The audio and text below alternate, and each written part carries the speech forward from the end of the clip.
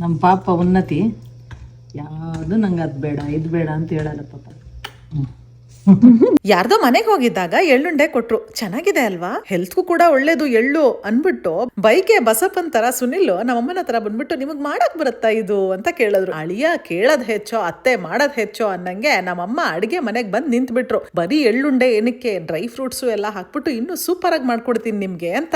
Recipe ಏನೋ simple but time consuming. Dry fruits ನೆಲ್ಲ ಚಿಕ್ಕ ಚಿಕ್ಕದಾಗಿ ಕಟ್ ಮಾಡ್ಕೋಬೇಕು, ಆಮೇಲೆ ಅದನ್ನ ತುಪ್ಪದಲ್ಲಿ ಒಂದೊಂದಾಗಿ ಹುರ್ಕೋಬೇಕು. ಎಳ್ಳನ್ನು ಕೂಡ ತುಪ್ಪದಲ್ಲಿ ಎಲ್ಲ ಹುರ್ಕೊಂಡು ಆಮೇಲೆ ಬೆಲ್ಲ ಪಾಕ ಮಾಡಿ, ಬೆಲ್ಲದ ಪಾಕಕ್ಕೆ ಸ್ವಲ್ಪ ಏಲಕ್ಕಿ ಪುಡಿನೂ ಹಾಕೋಬಹುದು. ಜಾಸ್ತಿ ಸ್ವೀಟ್ ಬೇಕಂದ್ರೆ ಜಾಸ್ತಿ ಬೆಲ್ಲದ ಪಾಕ ಮಾಡಿದ್ರೆ ಇನ್ನು ನೀಟಾಗಿ ಉಂಡೆ ಕಟ್ಬೋದು. ಬಟ್ ನಾವು ಸ್ವಲ್ಪ ಬೆಲ್ಲನ ಕಮ್ಮಿನೇ ಹಾಕು ಅಂತ ಹೇಳಿದ್ದೆ ಅಮ್ಮಂಗೆ, ಅದಕ್ಕೆ ಸ್ವಲ್ಪ ಲೈಟ್ ಆಗಿ ಹಾಕಿದೀವಿ ಬೆಲ್ಲನ. ಅದಕ್ಕೆ ಸ್ವಲ್ಪ ಉದುದ್ರಾಗಿ ಕಾಣಿಸುತ್ತೆ. ಪ್ರಾಪರ್ ಆಗಿ ಇನ್ನು ಹೆಚ್ಚಾಗಿ ಸ್ವೀಟ್ ಎಲ್ಲ ಇರ್ಲಿ ಅಂತ ಅನ್ಕೊಂಡ್ರೆ ಸ್ವಲ್ಪ ಜಾಸ್ತಿ ಬೆಲ್ಲದ ಪಾಕ ಮಾಡಿದ್ರೆ ಗಟ್ಟಿಯಾಗಿ ಒಂಥರ ಉಂಡೆ ತರ ನೀಟಾಗಿ ಬರುತ್ತೆ. ನಾವು ಬೆಲ್ಲದ ಪಾಕ ಕಮ್ಮಿ ಹಾಕಿರೋದಕ್ಕೆ ಸ್ವಲ್ಪ ಉಂಡೆ ಕಟ್ಟಾಗ ಕಷ್ಟ ಆಗ್ತಾ ಇದೆ. ಆದ್ರೆ ಟೇಸ್ಟ್ ಮಾತ್ರ ಸೂಪರ್ ಆಗಿತ್ತು. ನಾನೇನು ಅಷ್ಟು ಬಿಗ್ ಫ್ಯಾನ್ ಇರ್ಲಿಲ್ಲ, ಬಟ್ ಇವಾಗ ಪ್ಯಾಂಟ್ರಿಗೆ ಹೋಗೋದು, ಒಂದು ಉಂಡೆ ತಗೊಳ್ಳೋದು, ಬೈಕ್ ಹಾಕೊಳ್ಳೋದು, ಬರ್ತಾ ಇರೋದು, ಇದೇ ಕೆಲಸ ಆಗೋಗಿದೆ. ಎಳ್ಳುಂಡೆ ತಿಂತೀನಿ ಅಂದ್ರು, ಅದಕ್ಕೆ ಎಳ್ಳುಂಡೆ ಮಾಡಿದೆ.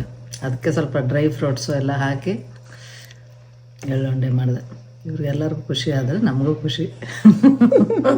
ರುಚಿಕರವಾದ ಎಳ್ಳುಂಡೆ, ಕರಿ ಎಳ್ಳು ಮತ್ತು ಬಿಳಿ ಎಳ್ಳು ಮಿಕ್ಸ್ ಮಾಡಿ ನಾನು ರೆಸಿಪಿ ಹೇಳ್ಕೊಟ್ಟಿದ್ದೆ, ಯೂಸ್ ಮಾಡ್ಕೊಂಡು ಮಾಡಿದ್ರು.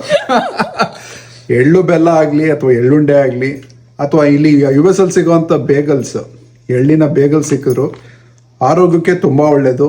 ತುಂಬ ರುಚಿಕರವಾಗಿ ಮಾಡಿದ್ದಾರೆ. ಥ್ಯಾಂಕ್ ಯು ಅತ್ತೆಯವರೇ. ಅದೇ ಒಂದು ಹೇಳ್ತೀನಿ.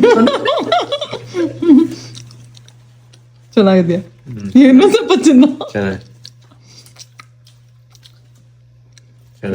ಅದ್ರೊಳಗೆ ಉತ್ಸವ್ ಅದ್ರೊಳಗೆ ಹಾಕ್ಬೇಡ, ತೆಗಿ.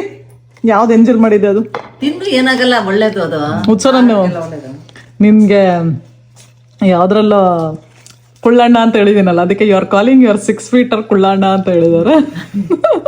ಎಷ್ಟು ನಿನ್ ಹೈಟ್?